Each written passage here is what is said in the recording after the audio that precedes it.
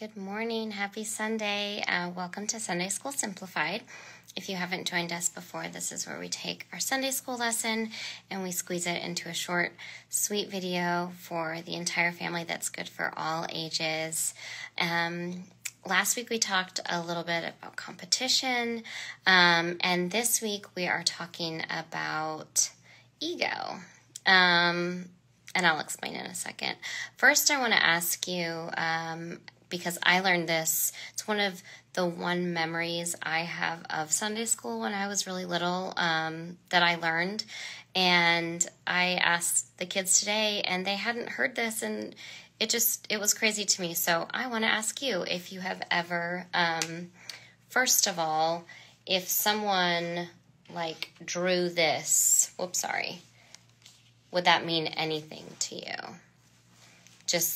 So imagine back in, the old days of the Bible where there was no concrete, roads aren't paved, everything was basically dirt.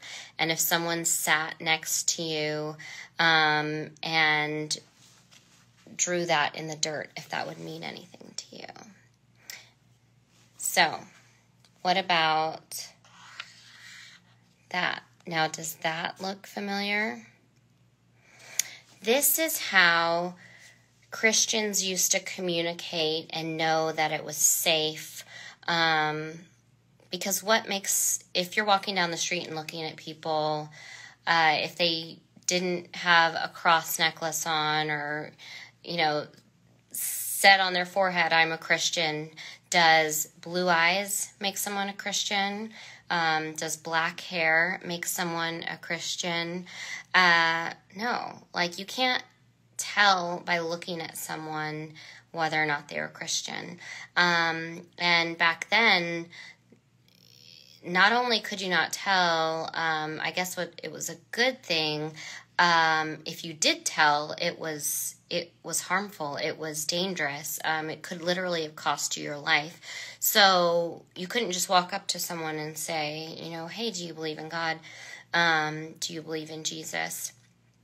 Do you know Jesus? Do you follow Jesus?" And the way that they made it safe, or to know if it was safe, they would sit down next to someone and they would draw that first half kind of like a scribble in the dirt. And then if the other person just kind of looked at them like they were crazy, then they would just go about their day. But if the other person closed it and made the fish, it's a fish, by the way, they knew that they were a Christian, that it was safe. And why did they do that? Because the men that followed Jesus were fishermen originally, right? Fisher of men. Jesus was a fisher of men. So that's how they knew that it was safe. And especially when I was young, this was really trendy to have a bumper sticker on your car. These were everywhere. And that might have been forgotten. So I just wanted to share that. I thought that was cool. So back to our lesson. When we talk about Jesus, some people can get really excited, and especially if you want to share just what Jesus stands for, love and empathy, and acceptance. Sometimes some people lose sight of what exactly it means to be a Christian, and they feel like they know best. Imagine being one of the original disciples. And that leads us to our scripture reading if you wanted to follow along. It's from Mark chapter 9, verses 38 through 42. And John said to Jesus, "Teacher, we saw someone throwing demons out in your name, and we tried to stop him because he wasn't following us." Jesus replied, "Do not stop him. No one who does powerful acts in my name can quickly turn around and curse me. Whoever isn't against us is for us. Whoever isn't against us is for us." And it goes on. And the point is, imagine being one of those original disciples and learning directly from Jesus. I mean, you have an on-tap experience. You are literally tapping from the purest source. And you can see it a little bit in John. They might have developed a bit of an ego. They were the original students of Jesus and then the first teachers after him. But he said, they saw someone else that wasn't doing it exactly as they were. And instead of stopping them, Jesus encouraged it. Whoever is not against us is for us.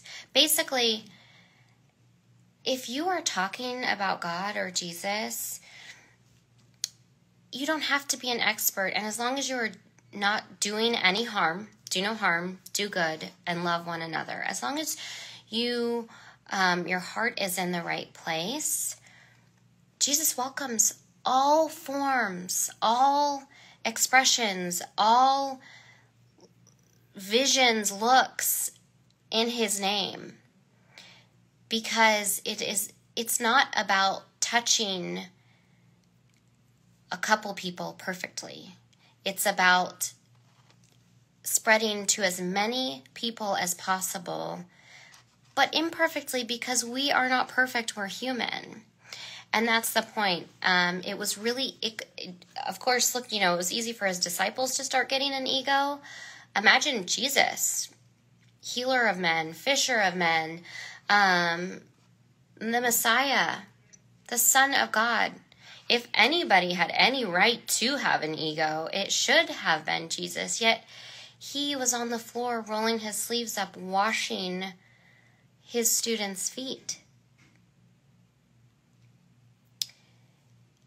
We have to let go of that human drive that's in us, to be perfect. Perfection is tied together very closely with ego. We have to let go of that ego and the things that we put on top of what we think should be, and especially Jesus and what he wants us to be. We have to let go of those things and remember his words. Those who are not against us are with us, are for us. He doesn't want you to be perfect. He doesn't want you to go out and teach his ways perfectly. He doesn't even expect us to love perfectly. He just wants us to do it. We have to let go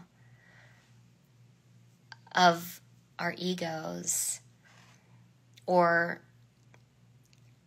be careful not to build in the first place. I'm not saying don't have self-confidence, don't take pride in your work, especially, like if you're really good at playing the piano and you spend lots of hours practicing. I want you to play with pride.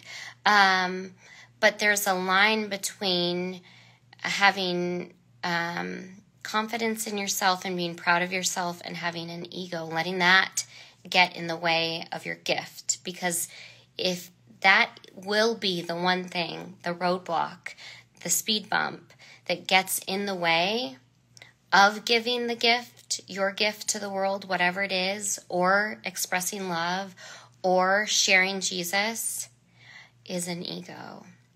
And so I encourage you to let go of any predispositions that you may have, anything that might be boastful or extra prideful or a little bit selfish in the things that you do this week, because we are all human and we've all been there.